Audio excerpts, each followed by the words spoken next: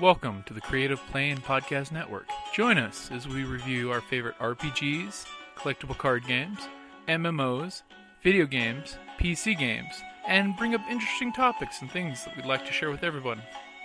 Sit back and enjoy the show.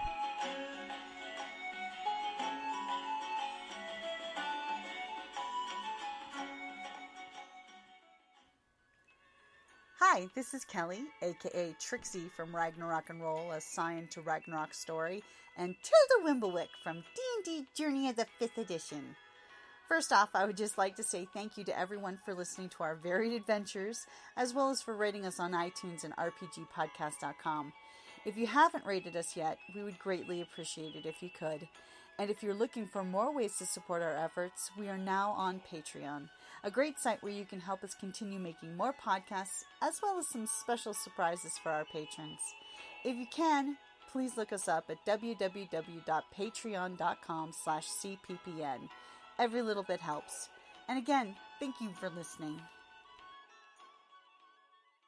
Welcome back to the Creative Play and Podcast Network. We are doing the RPGaDAY 2016 because it is August. And it is now the 5th of August. So number 5 on the list is, what story does your group tell about your character?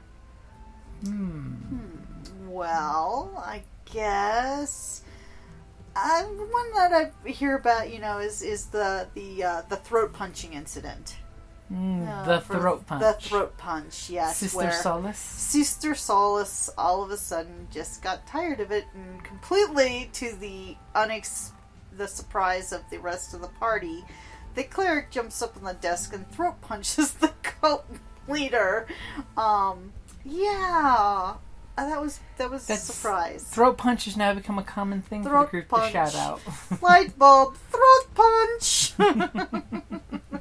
Yeah, and using my thaumaturgy to turn my faux lie detector with my bubble from the Prince of the Apocalypse game. Yes. Where you were sitting there interrogating the gentleman with your glass sphere full of smoke. Yeah. The little trinket that you got in the player's handbook. Yeah. Which, by the way, for folks playing D&D, definitely make sure you have in the 5th edition, have your players roll the trinket thing, because there are some great story hook items in those trinkets. Yeah. Like Sister Solace with her smoke globe, Riona with her red egg. About the size of an ostrich egg, which we still don't know what that is. And Gary's character had the handkerchief. Oh no, that was Salted Elf who had the handkerchief. No, it wasn't. Carrie's character has the dragon. No, the pirate. Oh! The swashbuckler. The swashbuckler. He had the... Yeah. Carrie has the... No, her claw was because of who her character is. Uh-huh. But yeah, no, I mean, it goes for some interesting items. Yeah. They're utterly useless for the most part, but you can really, if you think about it, you can tie them into storylines. Mm-hmm. Just like anything else in the background. Yeah. So for me, I gotta say, what story does your group tell about your character? I'm gonna go with another NPC that I've used for my characters. And this one is Modius. Oh, Modius.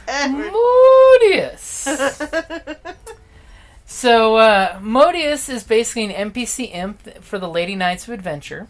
That I put him in the Magic Castle because he's the old familiar of the old master. And he's basically a talking head character for the group to give them tips like the first magic circle, because you guys failed horribly in your roll and I didn't want you trapped in a castle you can't get out of. Yeah, much appreciated on that. But the most talked about story, should I go? I'm tempted between the potato. Yeah, it's got to be the potato masher. Yeah.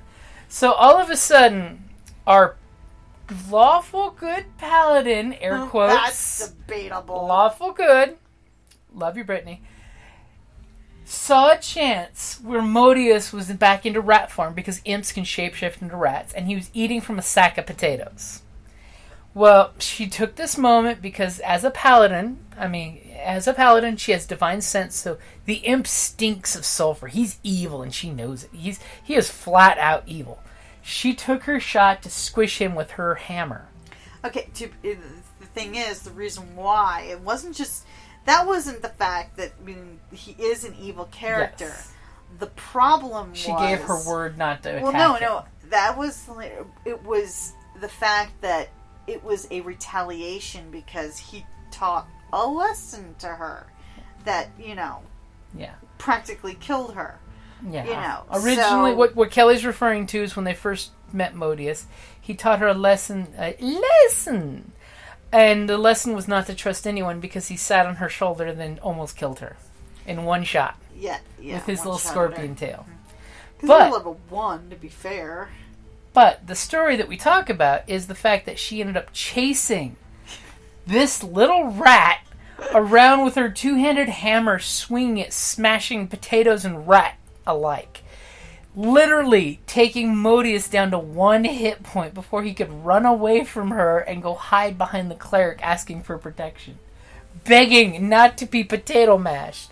No! Modius not like potato masher.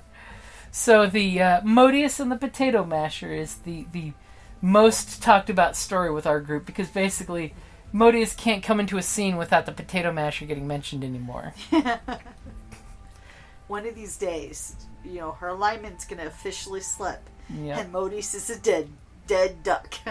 Or Modius's corrupting demonic nature will be fulfilled. Ah, that's Think about true. it. There's more than one way to fell a Jedi. So those are our stories that our group talks about the most. Alrighty, guys. Talk to you later. Thank you for listening.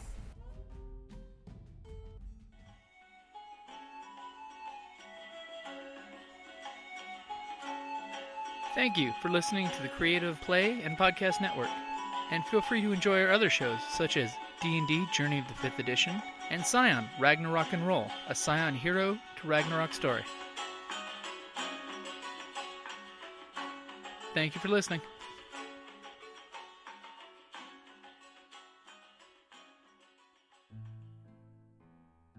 Hey gamers, Jim here from Creative Play and Podcast Network. If you're in the Tucson area this September and October, I've got a special message for you. Hey, this is Karen from RinCon. We are having our convention from September 30th through October 2nd here in Tucson, Arizona. Come out and play every kind of game under the sun with us. We've got role-playing, board games, minifigs, CCGs, we've got Artemis, we have panels with special guests, and this year the theme is steampunk. So get out your, dust off your dirigibles, get out your chapeaus and put them on, come on down.